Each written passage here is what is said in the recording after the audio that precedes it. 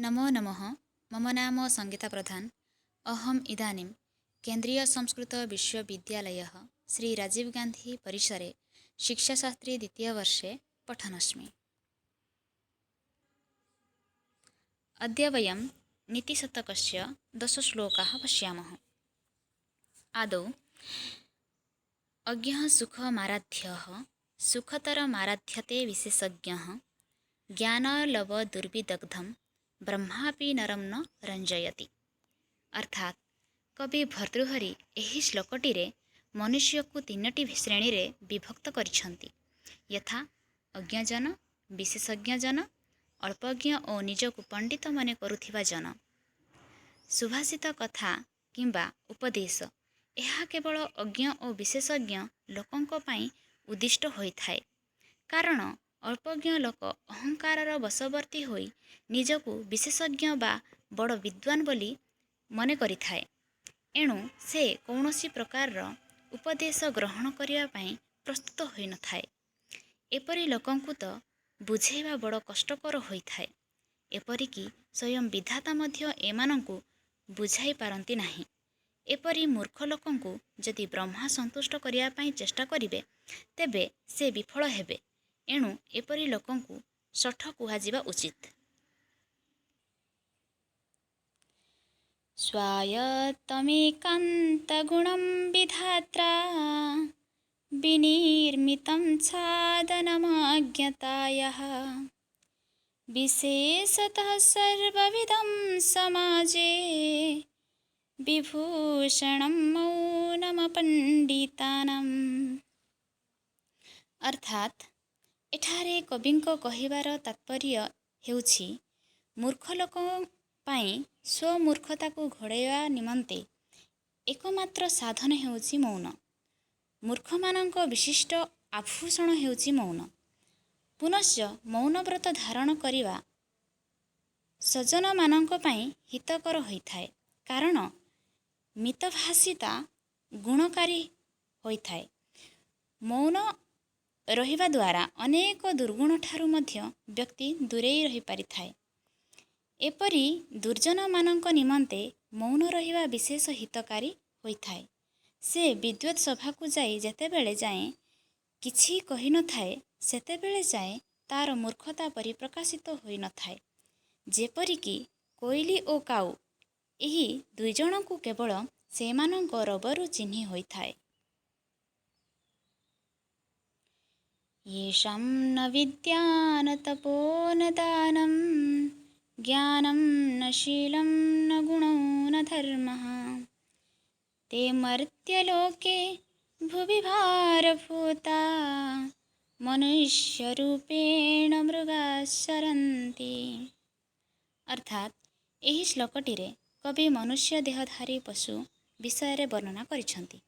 ଏଠାରେ କବି ଭର୍ତ୍ତୃହରି କହନ୍ତି, ଯେଉଁ ମନୁଷ୍ୟ ନିକଟରେ ସାହିତ୍ୟ କଳା ପ୍ରବୃତ୍ତି ବିଦ୍ୟା ନଥାଏ, ବ୍ରତ ପ୍ରବୃତ୍ତି ତପସ୍ୟା ନଥାଏ, ଧନ ଅର୍ଣ୍ଣ ପ୍ରବୃତ୍ତି ଦାନ କରିବାର ପ୍ରବୃତ୍ତି ନଥାଏ, ସତ୍ସଦୁର ଜ୍ଞାନ ନଥାଏ, ସତ୍ୟ ଦୟା ପ୍ରବୃତ୍ତି ସୁଗୁଣମାନ ନଥାଏ, ଉତ୍ତମ ସ୍ୱଭାବ ନଥାଏ ଓ ଶାସ୍ତ୍ର ବର୍ଣ୍ଣିତ ଧର୍ମ ଅର୍ଥାତ୍ କର୍ତ୍ତବ୍ୟ ପାଳନ କରିବାର ସାମାନ୍ୟ ଜ୍ଞାନ ନଥାଏ, ସେପରି ମନୁଷ୍ୟ ଏହି ସଂସାରରେ ପୃଥିବୀ ପାଇଁ ଏକ ବୋଝ ସଦୃଶ ହୋଇଥାଏ ଏବଂ ସେହି ମନୁଷ୍ୟ ମାନବ ଦେହଧାରୀ ପଶୁ ରୂପେ ଧରାପୃଷ୍ଠରେ ବିଚରଣ କରିଥାଏ। କବିଙ୍କର କହିବାର ତାତ୍ପର୍ଯ୍ୟ ହେଉଛି ବିଦ୍ୟା, ତପ, ଦାନ, ବିବେକ, ସତ୍ୟ, ଦୟା ପ୍ରଭୃତି ସୁଗୁଣ ସଦାଚାର ଶାସ୍ତ୍ରୋକ୍ତ କର୍ତ୍ତବ୍ୟା ପ୍ରଭୃତି ଜଣେ ମନୁଷ୍ୟର ଗୁଣ। ଭଲ ମନୁଷ୍ୟ ଏସବୁ ଆପଣେଇ ନେବା ଉଚିତ, କିନ୍ତୁ ଯେଉଁ ମନୁଷ୍ୟଠାରେ ଏସବୁ ଗୁଣମାନ ଦେଖାଯାଏ ନାହିଁ, ସେ ପଶୁତୁଲ୍ୟ ଧରାପୃଷ୍ଠରେ ବିଚରଣ ମାତ୍ର କରିଥାଏ। ଅର୍ଥାତ୍ ପଶୁମାନଙ୍କ ପରି ମୈଥୁନ, ଭୋଜନ, ନିଦ୍ରା ପ୍ରଭୃତିରେ ଅଯଥାରେ ନିଜ ଜୀବନ ବିତାଇ ଦେଇଥାଏ। ଫଳରେ ତାର ଏହି ଦୁର୍ଲଭ ମନୁଷ୍ୟ ଜୀବନ ନିରର୍ଥକ ହୋଇଯାଇଥାଏ। ଶାସ୍ତ୍ରୋପସ୍କୃତ ଶବ୍ଦସୁନ୍ଦର ଗିରଃ ଶିଷ୍ୟ ପ୍ରଦେୟାଗମାଃ ବିଖ୍ୟାତାଃ କବୟୋ वसन्ति विषये यस्य प्रभो निर्धनाः तज्जाढ्यं वसुधाधिपस्य कवयो ह्यर्थं विनापि स्वराः कुत्स्यः स्युः कुपरीक्षका हि मणयो ऐरर्घतः पातिताः। अर्थात ଯେଉଁ राज्ୟରେ ଶାସ୍ତ୍ରୀୟ ଭାଷା ବ୍ୟବହାର କୁଶଳ ଓ ଶିଷ୍ୟମାନଙ୍କୁ ବେଦାଦି ଶାସ୍ତ୍ର ପଢ଼ାଇବାରେ ପ୍ରବୀଣ କବିମାନେ ଦରିଦ୍ର ଅବସ୍ଥାରେ ବାସ କରନ୍ତି, ସେହି ରାଜ୍ୟର ରାଜା ମୂର୍ଖ ରୂପେ କଥିତ ହୋଇଥାନ୍ତି। କବିମାନେ ଧନହୀନ ହେଲେ ମଧ୍ୟ ସମସ୍ତଙ୍କର ପୂଜ୍ୟ ଅଟନ୍ତି। ଭଲମନ୍ଦ ଜାଣିବାରେ ଅସମର୍ଥ ରାଜାମାନେ କିନ୍ତୁ ନିନ୍ଦନୀୟ ହୋଇଥାନ୍ତି, କାରଣ କୁପରୀକ୍ଷକମାନେ ମୂଲ୍ୟବାନ ମଣିକୁ ମଧ୍ୟ ମୂଲ୍ୟହୀନ ରୂପେ ବିବେଚନା କରିଥାନ୍ତି। ହର୍ତୁୟାତି ନ ଗୋଚରಂ କିମପି ସମ୍ ପୁଷ୍ପାତି ୟତ୍ସର୍ବଦା ହ୍ୟର୍ଥିभ्यः ପ୍ରତିପାଦ୍ୟମାନମନିଶଂ ପ୍ରାପ୍ନୋତି ବୃଦ୍ଧିଂ ପରାମ୍ କଳ୍ପାନ୍ତେ सोऽपि न प्रयाति निधनं विद्याक्षमन्तर्धनं येषां तान् प्रति मानमुञ्जतनृपाः कस्तैः सह स्पर्धते। अर्थात हे शासक वर्ग ଯାହାକୁ ଚୋର ନେଇପାରେ ନାହିଁ, ଯିଏ ସର୍ବଦା କିଛି ନା କିଛି ମଙ୍ଗଳ କରିଥାଏ, ଦାନ କଲେ ଯାହା ଉତ୍ତରୋତ୍ତର ବୃଦ୍ଧି ହୋଇଥାଏ, ଯାହାକୁ କାଳ କ୍ଷୟ କରିପାରି ନଥାଏ, ସେହି ବିଦ୍ୟା ନାମକ ଗୁପ୍ତଧନ ଯାହା ପାଖରେ ଅଛି ତାକୁ କେବେ ହେଲେ ଅବହେଳା କର ନାହିଁ।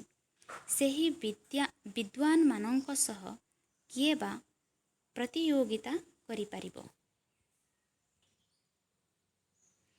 ବିଦ୍ୟାନାମନରସ୍ୟ ରୂପମଧିକଂ ପ୍ରଚ୍ଛନ୍ନ ଗୁପ୍ତଂ ଧନಂ विद्या भोगकरी यशः सुखकरी विद्या गुरुणां गुरुः विद्या बन्धुजनो विदेशगमने विद्या परा देवता विद्या राजसु पूजिता न तु धनं विद्याविहीनः पशुः।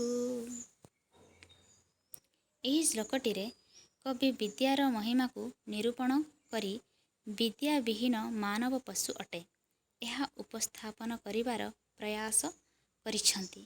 କବିଙ୍କ ମତରେ ବିଦ୍ୟା ଦ୍ୱାରା ହିଁ ମନୁଷ୍ୟର ସର୍ବୋତ୍ତମ ସ୍ୱଭାବବୃଦ୍ଧି ଲାଭ କରିଥାଏ।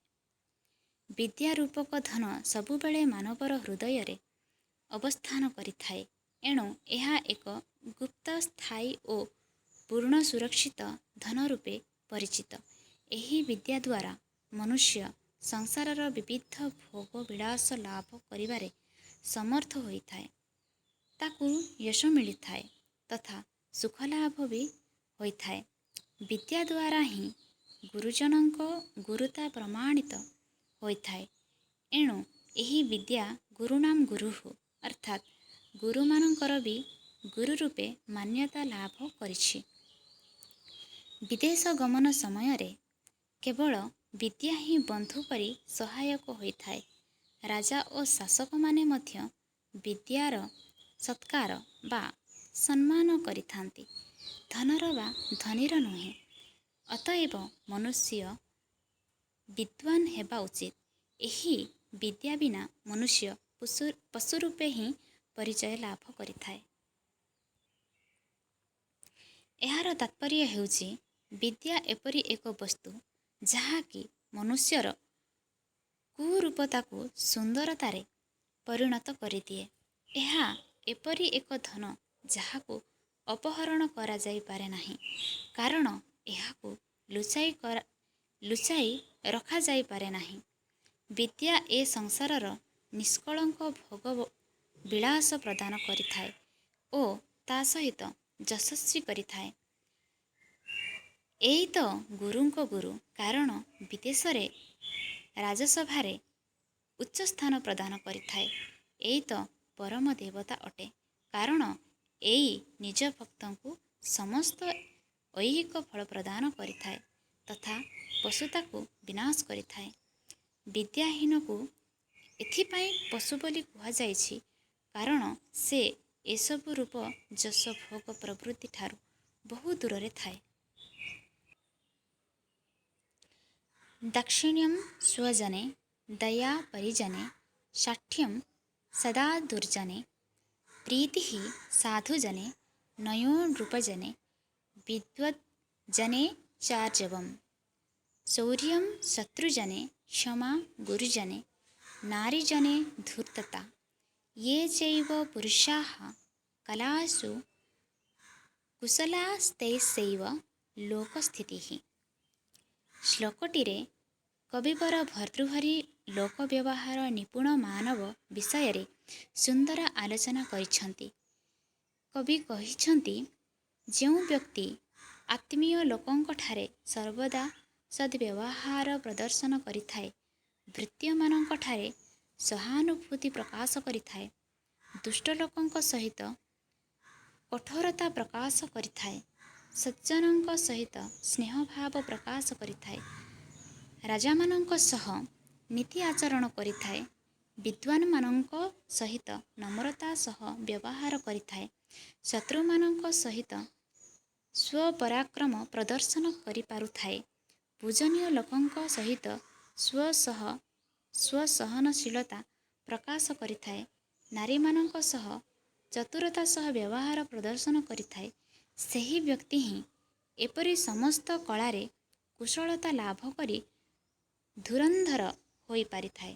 ଫଳରେ ସେହିପରି ବ୍ୟକ୍ତିଠାରେ ହିଁ ସଂସାର ଆଶ୍ରିତ ହୋଇଥାଏ।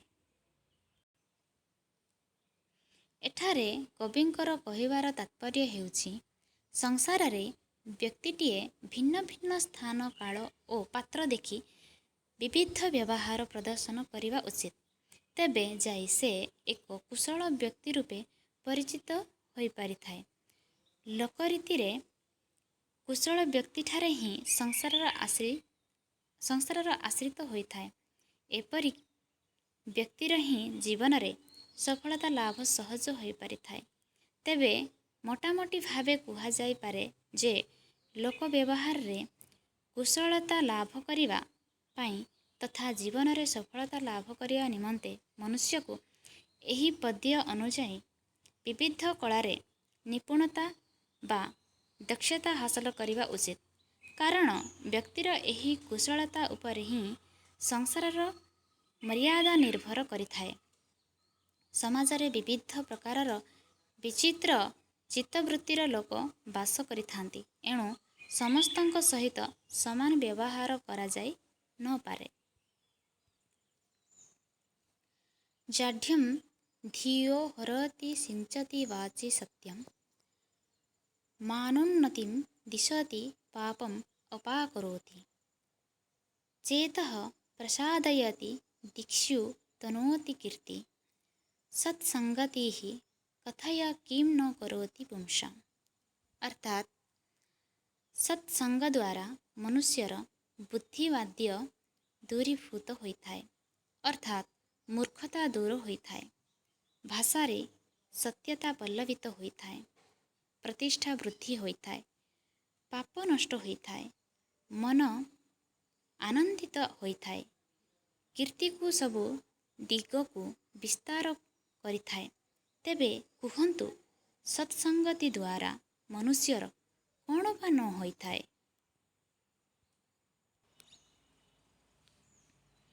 ଶୃଣୁଃ ସଞ୍ଚରିତଃ ସତି ପ୍ରିୟତମା ସ୍ୱାମୀ ପ୍ରସାଦୋନ୍ମୁଖ ସ୍ନିଗ୍ଧଂ ମିତ୍ରମବଞ୍ଚକଃ ପରିଜନୋ ନିଃକ୍ଲେଶଂ ମନଃ ଆକାରରୁଚିରଃ ସ୍ଥିରଞ୍ଚ ବିଭୋବ ବିଦ୍ୟାବଦାनं ମୁଖଂ ତୁଷ୍ଟେ ବିଷ୍ଟୋପହାରିଣୀଷ୍ଟଦହରौ ସମ୍ପ୍ରାପ୍ୟତେ ଦେହିନା।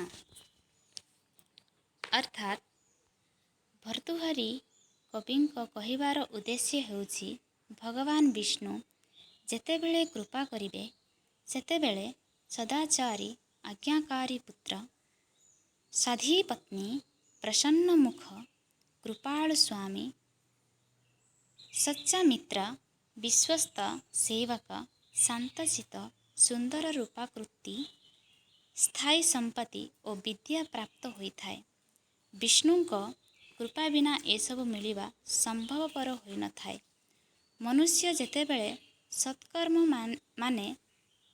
ମନେ କରେ, ସେତେବେଳେ ହିଁ ଭଗବାନ ବିଷ୍ଣୁ ପ୍ରସନ୍ନ ହୋଇଥାନ୍ତି ଓ ସମସ୍ତ ସାଂସାରିକ ପଦାର୍ଥ ଏବଂ ସୁଖ ଜୀବନଯାତ୍ରା ପ୍ରାପ୍ତ ହୋଇଥାଏ।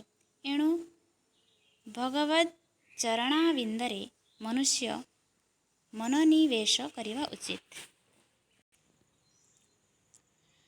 ପ୍ରାଣାଘାତନିବୃତ୍ତିଃ ପରଧନହରଣେ ସଂଯମଃ ସତ୍ୟବାକ୍ୟଂ କାଲେ ଶକ୍ତ୍ୟା ପ୍ରଦାନଂ युवतिजनकथा मूकभावः परेषां तृष्णास्रोतो विभोग्यो गुरुषु च विनयः सर्वभूतानुकम्पा सामान्यः सर्वशास्त्रेष्वनुपहतविधिः श्रेयसामेव पन्थः। अर्थात नीतिकारः कवि भर्तृहरि लोकोपकारी श्रेष्ଠ मार्ग विषୟରେ ବର୍ଣ୍ଣନା କରିଛନ୍ତି। ସଂସାରରେ ପ୍ରତ୍ୟେକ ବ୍ୟକ୍ତିର ସର୍ବବିଧ କଲ୍ୟାଣ ସାଧନ ନିମନ୍ତେ କେତୋଟି ନିର୍ଦ୍ଦିଷ୍ଟ ମାର୍ଗ ରହିଛି, ଯାହାକି କବି ଭର୍ତୃହରି ଉଦ୍ଘାଟନ କରିଛନ୍ତି ବୋଲି କହିଲେ ଅତ୍ୟୁକ୍ତି ହେବ ନାହିଁ। ସେହି ଲୋକ ମାର୍ଗ ଚୟନ ନିମନ୍ତେ କେତୋଟି କଥା ପାଳନ କରିବାକୁ ହେବ, ଯଥା ହିଂସାଠାରୁ ମନକୁ ଅଲଗା ରଖିବା, ଅନ୍ୟର ଧନକୁ ହଡ଼ପ କରିବା କାର୍ଯ୍ୟରୁ ନିଜକୁ ଦୂରେଇ ରଖିବା, ଉଚିତ ସମୟରେ ଯଥାଶକ୍ତି ଦାନ କରିବା ବା ଅନ୍ୟକୁ ସାହାଯ୍ୟ କରିବା, ସତ କହିବା, ପର ସ୍ତ୍ରୀ ବିଷୟରେ ଚର୍ଚ୍ଚା ନ କରିବା, ଅପିତୁ ଚୁପ୍ ରହିବା, ଲୋଭର ଝରଣାକୁ ବନ୍ଦ କରିଦେବା, ଗୁରୁଜନଙ୍କ ପ୍ରତି ବିନମ୍ରତା ପ୍ରଦର୍ଶନ କରିବା ଓ ସକଳ ଜୀବଙ୍କ ସହିତ ସହାନୁଭୂତିର ସହ ବ୍ୟବହାର ପ୍ରଦର୍ଶନ କରିବା, ଏସବୁ ସକଳ ଶାସ୍ତ୍ର ପ୍ରତିପାଦିତ ସାମାନ୍ୟ ନିୟମ ଅଟେ। ଏଗୁଡ଼ିକୁ ପାଳନ କଲେ ମନୁଷ୍ୟର କଲ୍ୟାଣ ସୁନିଶ୍ଚିତ ହୋଇଥାଏ। ଏହାଦ୍ୱାରା ସର୍ବତ୍ର ସର୍ବଦା ସୁଖ ଶାନ୍ତି ହିଁ ବିରାଜମାନ କରିଥାଏ। ଧନ୍ୟବାଦ।